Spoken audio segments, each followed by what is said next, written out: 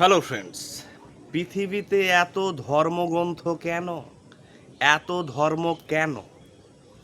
যদি গড একই হন, অর্থাৎ সব গডই যদি একই হন ফান্ডামেন্টালি, তাহলে এত ধর্মগ্রন্থের কেন প্রয়োজন? এত ধর্মের কেন প্রয়োজন? এই প্রশ্নের উত্তর চলুন খোঁজা যাক। পৃথিবীতে প্রথম ধর্মগ্রন্থ লিখিত আকারে সেটি হচ্ছে বেদ, মূলত ঋগ্বেদ। ঋগ্বেদ এসেছিল সেই সময়, সেই সভ্যতায়, সেই সময়ে যেসব মানুষদের বিভিন্ন ডিফারেন্ট সাইকোলজি ছিল, বিভিন্ন তাদের কালচার ছিল, তাদের মতো লোককে বোঝানোর জন্য বেস্ট মাধ্যম হচ্ছে বেদ। তাই বেদ এলো। তারপরে সেম বেদ দিয়ে কিন্তু বাইরের গ্রিক বা রোমান লোকেদেরকে কিন্তু বোঝানো যাচ্ছে না, অর্থাৎ সেখানেও আরেকটি প্রয়োজন দেখা দিল। সেখানকার মানুষরা যেহেতু কালচারালি ডিফারেন্ট, সাইকোলজিক্যালি ডিফারেন্ট এবং তাদের ল্যাঙ্গুয়েজ, সময় সবই ডিফারেন্ট, তাই বাইবেল এলো। বাইবেল এলো তাদেরকে বোঝানোর জন্য। তারপরে আসছে কোরআন। কোরআন কেন আসছে? আরবের যে বসবাসকারী মানুষরা ছিলেন তারাও কালচারালি, লিঙ্গুইস্টিক্যালি ডিফারেন্ট। তাদের আচার আচরণ, জীবন প্রণালী সম্পূর্ণ ভিন্ন। তাই কোরআন দরকার সেখানে, বেদ নয়, সেখানে বাইবেল নয়, কোরআন দরকার। তেমনই হচ্ছে ত্রিপিটক। গৌতম বুদ্ধ কেন আসছেন?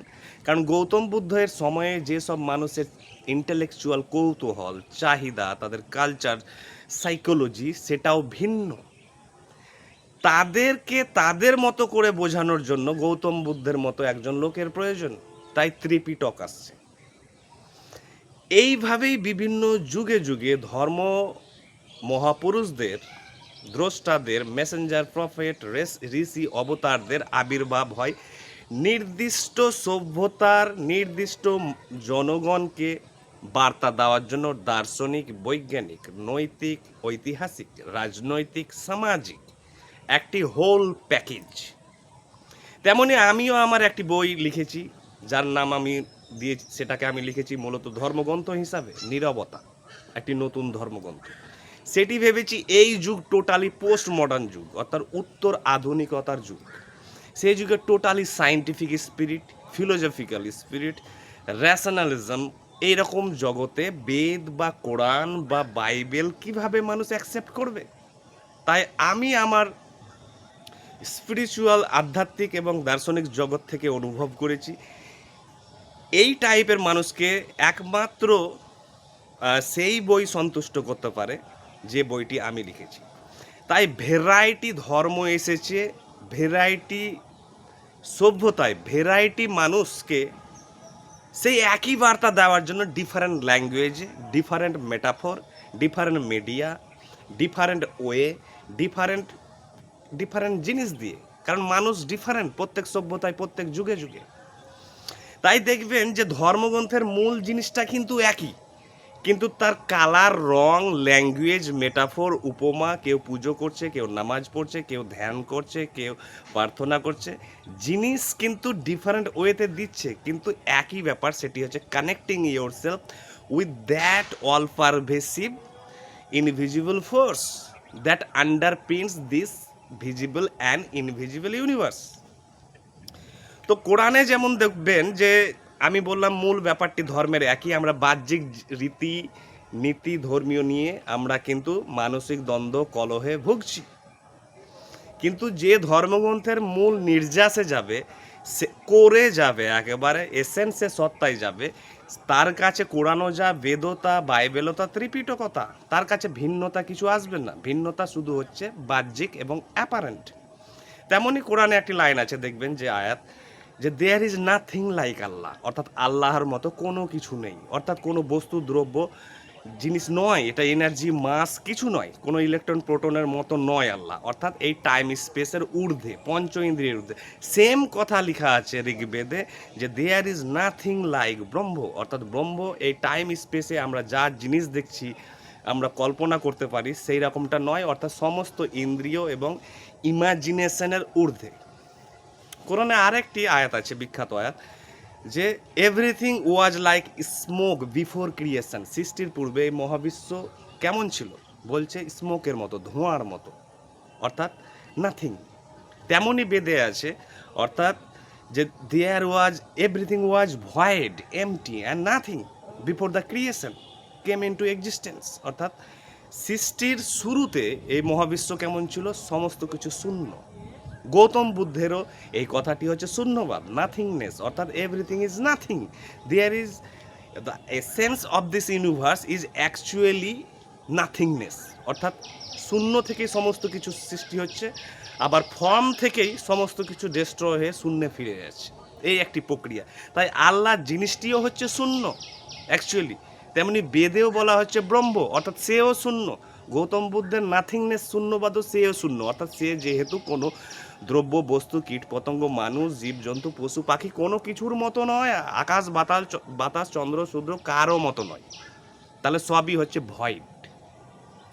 এই ভয়েডকেই বোঝানোর জন্য হাজারো ভ্যারাইটি ধর্মের আবির্ভাব হয়েছে, ধর্মীয় প্রতিনিধিদের আবির্ভাব হয়েছে, দ্রষ্টাদের আবির্ভাব হয়েছে, দার্শনিকদের আবির্ভাব। দার্শনিকরা দর্শনের ভাষা দিয়ে বোঝাচ্ছে, ধর্মগ্রন্থের প্রচারকরা ধর্মের ভাষা দিয়ে বোঝাচ্ছে, সায়েন্টিস্টরা সায়েন্টিফিক জগতের মাধ্যমে বোঝানোর চেষ্টা করছে।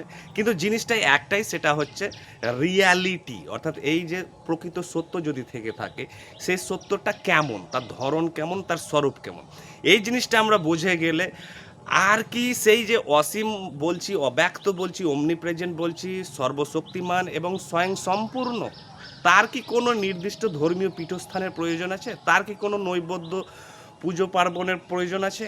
তার কি কোনো রকমের প্রশংসার প্রয়োজন আছে? না, তিনি একটি প্রাকৃতিক শক্তি।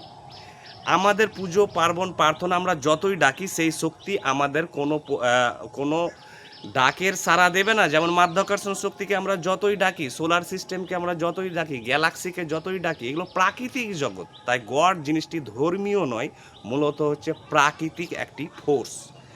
প্রকৃতির কোনো জিনিস যেমন আমাদের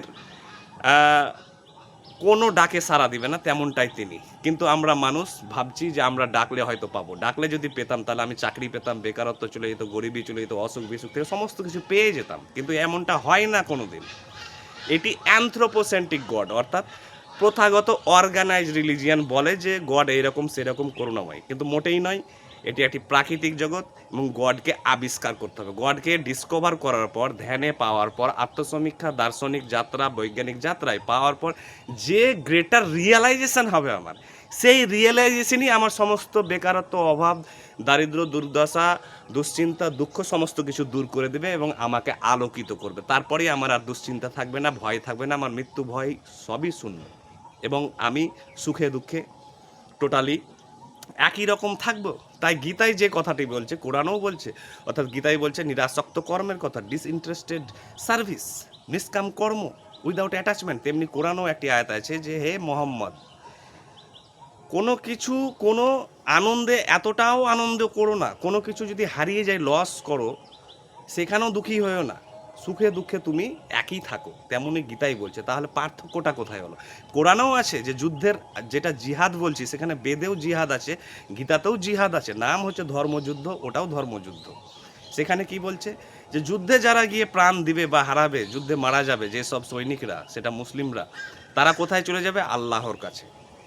তেমনি গীতাতেও বলা আছে কি, যুদ্ধে হে অর্জুন, তোমরা যদি যুদ্ধে হেরে যাও, মারা যাও, তাহলে তোমরা কিন্তু পরমাত্মার কাছে জায়গা পাবে। আর যুদ্ধে যদি জিতো, তাহলে পার্থিব সম্পদ, রাজরাজত্ব ভোগ করতে পারবে। সেম। তাহলে পার্থক্যটা কোথায়? একটিও পার্থক্য দেখাতে পারবে না ইসলাম ধর্মের সঙ্গে হিন্দু ধর্মের বা ক্রিশ্চিয়ানিটি বা বুদ্ধিজম। সব ধর্ম একই, শুধু ল্যাঙ্গুয়েজ আলাদা, ফ্লেভার আলাদা, বিভিন্ন মানুষ যেহেতু আলাদা, বিভিন্ন মানুষকে বোঝানোর জন্যই ভ্যারাইটি অফ রিলিজনের আবির্ভাব। Thank you.